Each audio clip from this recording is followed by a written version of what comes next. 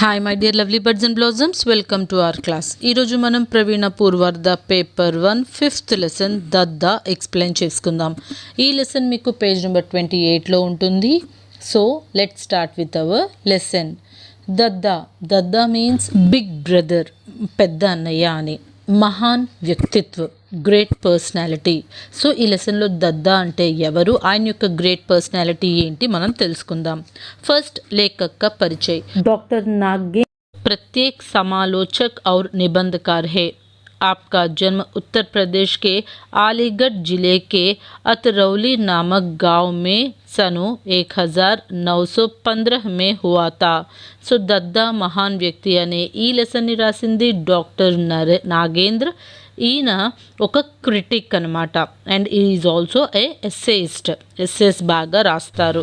ఈయన ఉత్తరప్రదేశ్లోని అలీగఢ్ జిల్లాలో అతరౌలి అనే ఒక విలేజ్లో 1915లో పుట్టారు. आपने अंग्रेजी तथा हिंदी साहित्य में MA किए, फिर आगरा विश्वविद्यालय से DLT की उपाधि प्राप्त की. సో ఈయన MA కంప్లీట్ చేశారు అండ్ ఆ తర్వాత DLT కూడా రాశారనమాట. రచన ఏం सुमित्रानंदन पंत साकेत एक अध्ययन, आधुनिक हिंदी नाटक, विचार और अनुभूति आदि. సో ఈయనవి ఏవైనా ఒక 4 to 5 ఇంపార్టెంట్ రైటింగ్స్ రాయండి. सारांश. दद्दा महान व्यक्ति संसरणात्मक शैली में लिखा गया डॉक्टर नागेंद्र का लेख है. इस निबंध में आपने दद्दा అంటే ఎవరో కాదు, రాష్ట్ర కవి మైథిలి శరణ్ गुप्त के व्यक्तित्व पर प्रकाश डाला है. दद्दा का व्यक्तित्व की विशेषताएं निम्नलिखित है. సో ఈ లెసన్లో దద్దా బిగ్ బ్రదర్ అంటే ఎవరో కాదు, మన రాష్ట్ర కవి అయిన మైథిలి శరణ్ గుప్త్. ఆయన యొక్క నేచర్ గురించి మెమరైజ్ చేసుకుంటూ డాక్టర్ నాగేంద్ర ఈ లెసన్ రాయడం జరిగింది. The great personality Maithili Sharan Gupt గురించి మనం ఇన్ డీటెయిల్డ్గా ఎక్స్ప్లెయిన్ చేసుకుందాం. ఫస్ట్ వన్, ఆత్మీయత. दद्दा के व्यक्तित्व की सबसे पहली विशेषता थी उनकी सहज आत्मीयता. यह विशेषता आपके संपर्क से आने वाले किसी भी व्यक्ति को आकृष्ट किए बिना नहीं छोड़ती है. आपसे बड़े करने के लिए कई प्रकार के लोग आते रहते थे, जैसे साहित्यकार, राजनेता, संसद सदस्य, उद्योगपति, प्रोफेसर, छात्र, कर्मचारी, गांव के व्यापारी, किसान, साधु, सन्यासी, छद्म वेश में क्रांतिकारी, महिलाएं, बच्चे, युवा, वृद्ध आदि. సో దద్దా యొక్క ఇంటిమెసీ, ఆత్మీయత మీన్స్ ఇంటిమెసీ. ఆయన యొక్క గొప్పతనం తెలియాలి అంటే మనకి ఆయనతో క్లోజ్గా మూవ్ అయిన వాళ్ళ ప్రతి ఒక్కరికి కూడా ఆయన యొక్క ఆత్మీయత అంటే ఏంటో తెలుస్తుందన్నమాట. సహజంగా ఎంతోమంది మైథిలి శరణ్ గుప్త్ని కలవడానికి వస్తూ ఉంటారు.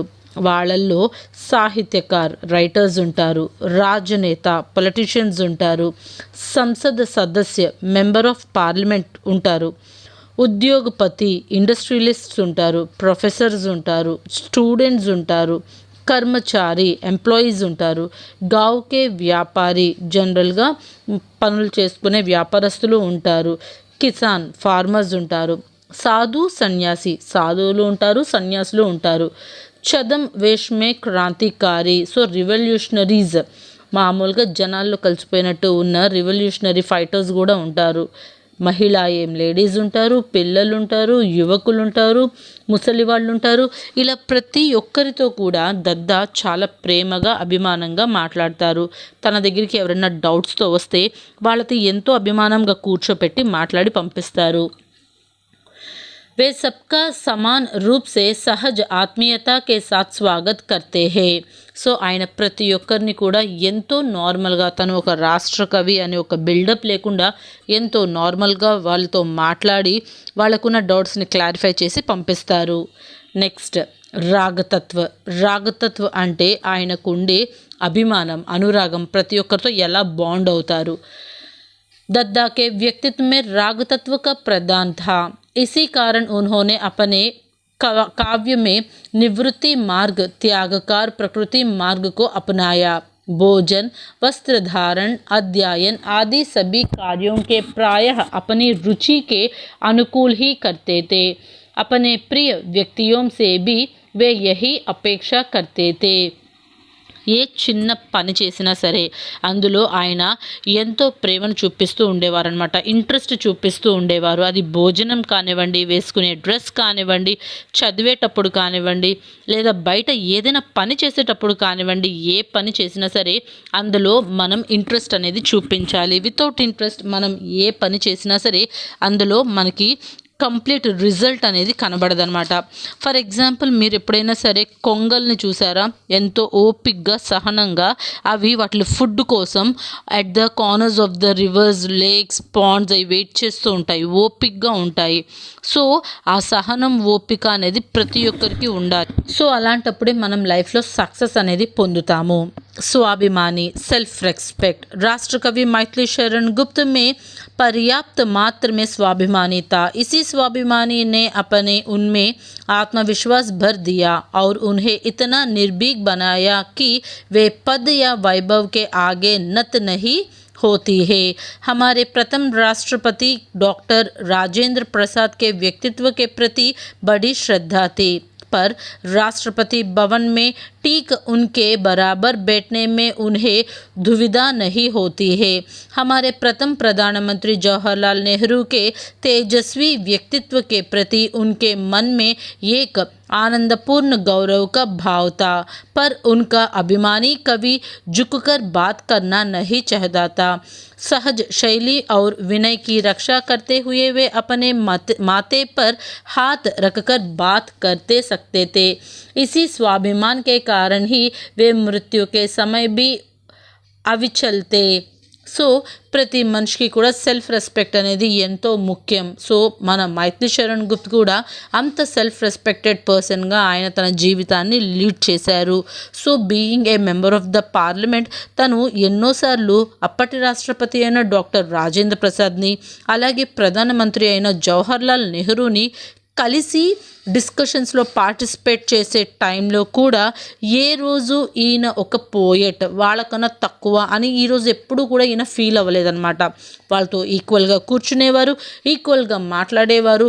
అండ్ తను ఏదైతే అనుకుంటున్నారో అలాంటి డెసిషన్స్ని భయం లేకుండా ఎంతో కాన్ఫిడెన్స్తో ఎక్స్ప్రెస్ చేసేవారనమాట. ఇలాంటి ఆత్మవిశ్వాసాన్ని, భయం ఎరగని లక్ష్యాలని, అలాగే మన ఎయిమ్ రీచింగ్, ఇవన్నీ కూడా మనం ఒక లయన్ని ఎగ్జాంపుల్గా తీసుకొని మనం బ్రతకాలి.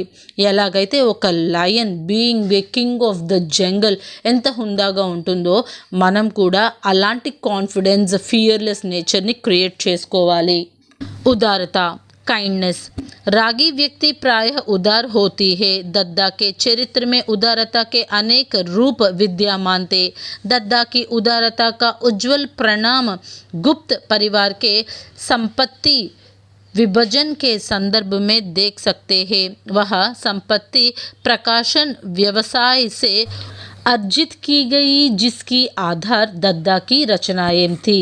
So being coming from the Gupt dynasty ఈయనకి ఎలాంటి డబ్బుకి కొరత ఉండేది కాదు. ఎప్పుడైతే ఈయన యొక్క పార్ట్గా ఈయనకి అమౌంట్ వచ్చిందో అలాంటి టైంలో ఈయన కవితలకి ఇంపార్టెన్స్ ఇచ్చి కవితలనే తన యొక్క సర్వస్వంగా ఈయన ట్రీట్ చేశారనమాట. మిగిలినదంతా కూడా ఈయన బరాబర్ అందరికీ పనిచేయడానికే ఇష్టపడ్డారనమాట. అంత ఉదారమైన స్వభావం కలిగిన వ్యక్తి. युग चेतना, दद्दा के अद्भुत युग चेतना थी। यह चेतना उन्हें अपने परिवार के प्रति सदा सजग रखती थी। राग तत्वों के प्राधान्य के कारण उन्होंने असाधारण विवेक शक्ति थी. So time consciousness, according to the period ఎలా బిహేవ్ చేయాలి అనే టైం కాన్షియస్నెస్ అనేది ఈయనకి ఎక్కువగా ఉంటుందన్నమాట. సో ఈయన అకార్డింగ్ టు దట్ తన యొక్క ఆలోచనలు అనేవి ఎప్పటికప్పుడు మార్చుకుంటూ ఉండేవారు. नैतिक मानदंड मीन्स मॉरल वैल्यूज़। प्रायः हमारे नैतिक मानदंड अपने संदर्भ में सरल और दूसरों के संदर्भ में कठिन होती है, लेकिन दद्दा इन नियमों के अपवाद है. उनके मानदंड अपने के लिए कठोर और दूसरों के लिए ఉదార్ रहते हैं. సో మోరల్ వాల్యూస్ అనే వచ్చేసరికి మనం ఎక్కువగా ఫాలో అవ్వం, కానీ పక్కన వాళ్ళకి చెప్పేటప్పుడు మాత్రం అలా ఉండాలి ఇలా ఉండాలి అని రూల్స్ అండ్ రెగ్యులేషన్స్ చెప్తూ ఉంటామన్నమాట. కానీ దద్దా మైథిలీ శరణ్ గుప్తా అలాంటి వారు కాదు. తన విషయంలో ఎప్పుడు స్ట్రిక్ట్గా ఉండేవారు. పక్కన వాళ్ళు ఏదైనా చేస్తే చూసి చూడనట్టు వదిలేసేవారు. ఆయన మోరల్ వాల్యూస్కి ఇంపార్టెన్స్ అంత ఎక్కువగా ఇచ్చేవారు. भक्ति भावना गुजराती का राम भक्त रूपी हिंदी जगत को सुपरिचित है. आपको श्री राम के प्रति अनन्य निष्ठा थी, पर पूजा उपासना आपको जीवन का अंग नहीं थी. आपकी भक्ति पूजा प्रार्थना तक सीमित ना होकर अपनी चेतना विचार और भावनाओं में व्यक्त हो गई. सो डिवोशनल स्पिरिट అనేది being coming from a family of who always worship Ram. ఆయనకి చిన్నప్పటి నుంచి కూడా గాడ్ డివోటీగా ఉండేవారు. కానీ పూజలు పునస్కారాలను ఎక్కువగా కాకుండా తను ఏదైతే పని చేసేవారో, ఏవైతే ఆలోచనలు పెట్టేవారో వాటిల్ని ఎంతో డివోషనల్గా వాటిని పనులు చేసేవారు. ప్రతి ఆలోచనల్ని కూడా పవిత్రంగా ఉంచుకునేవారు. लास्ट वन सात्विक जीवन. दद्दा बहुत ही सात्विक जीवन व्यतीत करते थे. आपके अपने समय के पान सिगरेट जैसे मामूली शौक थे. धीरे धीरे वे सब शौक छूट गए. एकदा को गांधी जी के बलिदान पर छोड़ दिए और पान की शौक अपने भाई सियाराम की मृत्यु के बाद. आपने अंतर्गत मित्रों के साथ बैठकर वार्ता विनोद करने में बहुत ही आनंद आते हैं. सो నార్మల్ లైఫ్, ఒక సాధారణమైన మనిషి గడిపే నార్మల్ లైఫ్ ఈయన లీడ్ చేసేవారు. ఒక గొప్ప పోయెట్, రాష్ట్రకవి అనే హోదా ఉన్నా సరే ఎప్పుడూ కూడా డౌన్ టు ద ఎర్త్ ఉండేవారనమాట. ఈయనకి జనరల్గా పాన్ తినడం, సిగరెట్ కాల్చడం అనే అలవాట్లు ఉండేవి. కానీ ఈ పాన్ తినడం అనేది ఏదైతే ఉందో వాళ్ళ బ్రదర్ సియారాం చనిపోయినప్పుడు వదిలేశారు. అండ్ ఈ సిగరెట్ ఏదైతే ఉందో అది గాంధీజీతో ఆందోళనలు చేసేటప్పుడు దాన్ని కూడా మానేసేవారు. ఫ్రెండ్స్తో కూర్చొని పేపర్స్ చదువుతూ ప్రతి ఆర్టికల్ మీద డిస్కషన్స్ చేయడం ఈయనకి చాలా ఇష్టం. సో చాలా నార్మల్ లైఫ్గా ఒక మనిషికి ఉండాల్సిన మంచి క్వాలిటీస్ అన్నిట్లు మన బిగ్ బ్రదర్ రాష్ట్రకవి మైథిలీ శరణ్ గుప్తా దగ్గర ఉన్నాయని డాక్టర్ నాగేంద్ర మనకి ఈ లెసన్ ద్వారా చెప్పారు. మనకి ఈ లెసన్లో 2 సప్రసంగ్ వ్యాఖ్య ఉన్నాయి. मैं समझता हूँ कि उनके संदर्भ के दरबार से अधिक నిరర్ధక్ శబ్ద్ కా ప్రయోగ్ నహీ హో సక్తా. సో ప్రస్తావన, కవి పరిచయ్, కవి గురించి ఒక చిన్న పారాగ్రాఫ్ రాయండి. అండ్ ఆయన రైటింగ్స్ ఏవైతే ఉన్నాయో అవి ఒక 4 రాయండి. ఆల్రెడీ మనం పేజ్ నెంబర్ 28లో టిక్ పెట్టుకున్నాం కదా, అది రాస్తే చాలు. प्रसंग. राष्ट्रकवि मैथिली शरण गुप्ता जी के घर के बैठक और उनकी आत्मीयता के बारे में बताते हुए लेखक ने इस प्रकार कहा. సో అకార్డింగ్ టు దిస్ రాష్ట్రకవి మైథిలీ శరణ్ గుప్తా వాళ్ళ ఇంట్లో కూర్చొని ఆయన యొక్క సింపుల్సిటీ గురించి అండ్ ఆయన యొక్క ఇంటిమసీ గురించి మాట్లాడేటప్పుడు ఈ సందర్భంలోనిది వ్యాఖ్య. राष्ट्रकवि मैथिली शरण गुप्ता जी से भेंट करने के लिए कई प्रकार के लोग आते रहते हैं, जैसे साहित्यकार, संसदीय सदस्य, उद्योगपति, प्रोफेसर, छात्र, कर्मचारी, गांव के व्यापारी, किसान, साधु, सन्यासी, चंदम वेश में क्रांतिकारी, महिलाएं, बच्चे, युवा, वृद्ध आदि. दद्दा के यहाँ उन आगंतुकों की छोटाई बड़ाई की बाप के लिए अवकाश ही नहीं रहता है. वे सब समान रूप से सहज आत्मीयता के साथ स्वागत करते हैं అని పెట్టుకొని అక్కడ దాకా రాయండి. दद्दाजी की बैठक मुफ्त स्नेहमय छाया में होती है, इसलिए उनकी राय में बैठक की तुलना दरबार से करना నిరర్ధక్ హే. సో ఇలాగ నార్మల్ పీపుల్ అందరూ వచ్చి ఆయనతో పాటు కూర్చొని మాట్లాడేవారు. సో దీన్ని ఒక కింగ్స్ కోర్టియర్ లాగా, ఒక దర్బార్ లాగా మనం కంపేర్ చేయడం అనవసరం. చక్కగా మన ఇంటి బయట అరుగు మీద ఫ్రెండ్స్ అందరితో మనం కూర్చొని ఎలా బాతాకాని వేస్తామో ఈయన కూడా ప్రతి ఒక్కరిని అంత ఫ్రెండ్లీగా, అంత ఇంటిమసీ అవుతూ చాలా నార్మల్గా మాట్లాడుతూ ఉంటారు. सेकंड वन, हिंदी जगत राम के अनन्य भक्त के रूप में जानते हैं और इसमें संदेह नहीं कि उनके काव्य में राम के प्रति अनन्य निष्ठा सर्वत्र व्यक्त हुई है. సో ప్రస్తావన అని చెప్పేసి లేఖక్ పరిచయ్ దద్దా గురించి మనం ఏదైతే లేఖక్ పరిచయ్ రాసామో అదే రాసేసేయండి. प्रसंग, राष्ट्रकवि मैथिली शरण गुप्त जी की श्री राम के प्रति भक्ति भावना के बारे में बताते हुए लेखक ने इस प्रकार कहा. సో రాష్ట్రకవి మైథిలి శరణ్ గుప్త్కి రాముడి మీద ఎంత భక్తి ఉందో అని చెప్పడానికి మన రైటర్ చెప్తున్నారనమాట. వ్యాఖ్య, सारा हिंदी जगत जानते हैं कि मैथिली शरण गुप्त श्री राम के अनन्य भक्त थे. श्री राम के प्रति भक्ति भावना के कारण ही आप नियमतः रामानंदी श्री संप्रदाय में दीक्षित हुए थे. आप आजन्म कंठी धारण करते हुए और तिलक लगाते रहे. आपको श्री राम के प्रति जो अनन्य निष्ठा थी वही आपने काव्य में सर्वत्र व्यक्त हुई है होती है.